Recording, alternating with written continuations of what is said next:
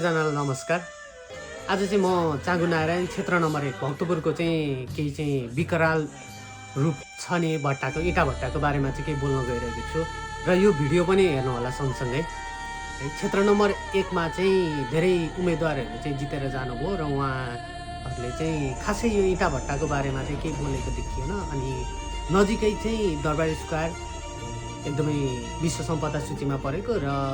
नजिकै रहेको चाँगु नारायण मन्दिर 1500 वर्षभन्दा पुरानो इतिहास बोकेको नेवारी प्यागोडा शैलीमा बनेको विष्णु मन्दिर,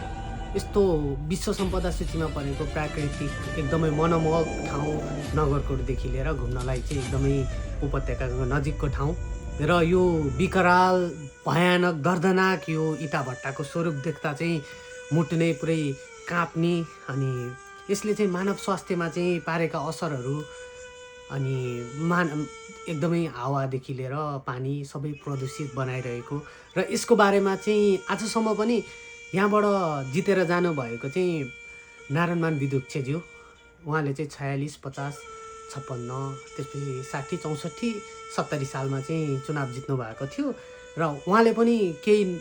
चाहिँ गर्न नसक्नु भएको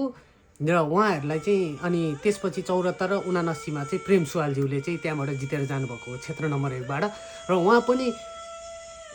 आफ्नो चाहिँ दरबार स्क्वायर क्षेत्रलाई मात्र चाहिँ आफ्नो क्षेत्र भनेर चाहिँ ठान्ने र त्यसलाई मात्र विकासमा चाहिँ फोकस गर्ने चाहिँ उहाँको प्रवृत्ति र त्योभन्दा बाहिर पनि चाँगु नारायणमा र भक्तपुरमा चाहिँ नगरपालिकामा चाहिँ अरू पनि वडाहरू अरू पनि ठाउँहरू छ भन्ने चाहिँ उहाँले बिर्सिनु भयो जस्तो छ र उहाँले चाहिँ आजसम्म पनि इँटा भट्टाको बारेमा चाहिँ केही पनि बोल्नु नभएको र सायद रैथानेहरूको चाहिँ इँटा भट्टामा लगानी र त्यहीँको जग्गाहरू चाहिँ रैथानेहरूको भएर नेवारी रैथानेहरूको भएर उहाँले चाहिँ सायद अब भोट र अर्को चुनावलाई चाहिँ मध्यनजर गरेर चाहिँ चुनाव हारिन्छ भन्ने डरले पनि सायद नबोल्नु भएको हुनसक्छ होइन। अनि 74 मा चाहिँ त्यहाँबाट जितेर आउनुभएका सोम मिश्रज्यू एमालेका नेता, उहाँले पनि खासै चाहिँ केही पनि लछारो पाटो चाहिँ नलाउनु भएको, केही पनि नगर्नु भएको, एकदमै बेकाम एकदम भन्ने हो भने एमालेको अहिले क्षेत्र नम्बर 1 बाट चाहिँ उठ्नु भएको सांसदका लागि उठ्नु भएको उहाँ होइन, उहाँबाट आश त केही पनि छैन। सायद भ्रष्टाचारमा चाहिँ लिप्त हुनुभएको, उहाँको सरकार पनि भ्रष्टाचारमै लिप्त भएको हो। यो उहाँले पनि सायद भट्टाबाट चाहिँ धेरै पनि पैसाहरू चाहिँ लिएर आफूलाई चाहिँ भर्ने बाहेक अरू केही काम पनि काम गर्नुभएको छैन र उहाँको अरू आसेपासे पनि त्यस्तै हुनुहुन्छ र अहिले 69 मा चाहिँ मेयर पदमा चाहिँ जितेर आउनुभएको हाम्रो जीवन खत्रीज्यू, उहाँले पनि यो विषयमा चाहिँ नबोल्नु भएको र सबै नेताहरू चाहिँ उठेर आउँदाखेरि चाहिँ जित्दा यही क्षेत्रबाट जित्दा र यो ठाउँको चाहिँ यो अवस्था, यो विकराल रूप, यो धुवा धुलो प्रदूषण, यो इँटा भट्टा देख्दा चाहिँ केही पनि नबोल्नु भएको देख्दा चाहिँ मलाई चाहिँ एकदमै अचम्म लाग्छ, एकदमै दुःख लाग्छ है। त्यत्रो नेता, त्यत्रो पार्टीको ठुल्ठुला नेता हुनुहुन्छ तैपनि यति नजिक बस्तीको नजिक यस्तो प्रदूषण, यस्तो भट्टाहरू चाहिँ हुनुहुन्न भन्ने कुराहरू चाहिँ उहाँले सायद बिर्सिनु भयो कि उहाँहरूलाई पनि असर गर्छ र सबै जनताहरूलाई पनि असर गर्छ। यो कुरामा चाहिँ चाँगु नारायणवासी सबै भक्तपुरवासी चाहिँ कोही पनि चाहिँ नबोल्नु भएको देख्दा चाहिँ मलाई चाहिँ एकदमै विडम्बनाका साथ म भन्न चाहन्छु उहाँहरूलाई चाहिँ अब चाहिँ यो कुरामा चाहिँ जाग्नु पर्यो, आफ्नो मानव स्वास्थ्यलाई चाहिँ एकदमै ख्याल गर्नुपर्छ। यसले चाहिँ क्यान्सरदेखि लिएर हरेक रोगहरू चाहिँ हामीलाई चाहिँ भइरहेको छ है। विकास भनेर चाहिँ बाटो मात्र बन्नु, बाटो पिच हुनु र 2-4वटा भ्यू टावर बन्नु, त्यसपछि ल्याएर कुनै अब मानव एभाकाडो चाहिँ सिटी बनाउँछु भन्नु मात्र विकास हो जस्तो मलाई लाग्दैन।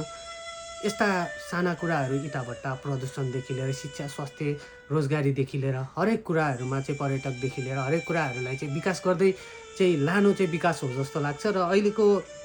चुनावमा उठ्नुभएका क्षेत्र नम्बर 1 बाट उठ्नुभएका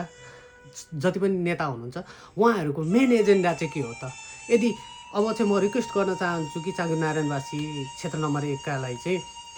तपाईँहरूले यदि कसैलाई भोट गर्नु छ भने यदि